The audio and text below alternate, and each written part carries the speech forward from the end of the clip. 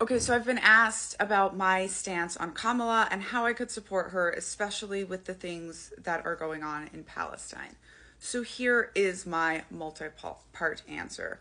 And first of all, I have to tell you that the reason you don't hear me talk much about Israel or Palestine is because of the way training in United States secrets work, and that's all I can say. I need to be very, very careful about what I say about what goes on over there because of training in a top secret compartmentalized facility that I have gotten in the past if I would like to stay out of federal jail. Okay, but when people say like her stance on Palestine, I just want y'all to understand that the sitting vice president has absolutely no control or say over what the president does, especially from a military or international violence perspective.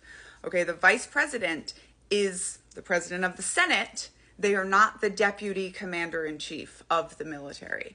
I've never even seen a full bird colonel change their mind once they made it up about something, and I was their advisor on the bad guy. I was their intelligence officer. So I know we call it the Biden-Harris administration, but I don't believe that Kamala Harris has one single thing that she can affect over there with the sitting president. I just don't think that's how it works. I know that's not how it works from the commander-in-chief military international violence perspective, okay? So she hasn't had an opportunity to get in on that yet. But what she has done, and why I believe she will change things, is she has mentioned the rights of children every single time. Every single time I've heard her speak, and in every single chapter or policy position that she talks about in her book, which she published in 2018, she talks about the rights of children. That is very important to me as a child who grew up trafficked and enslaved in the Children of God religious Schmex cult, because first of all, the way cults end is when you fail to recruit or keep the next generation.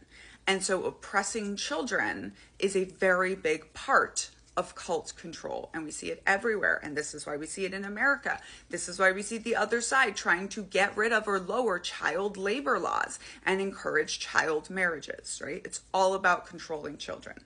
And finally, nobody out there has the context or the experience to even begin to imagine or really understand what is going to change with a woman as the commander-in-chief of the United States military, especially a Black woman. I believe across the board that America is not going to be recognizable in 4 years after this election, whatever way it goes. But the reason that I can support her with my full chest is because I do think that she will address this issue, because I see her bring up the rights of children in every issue.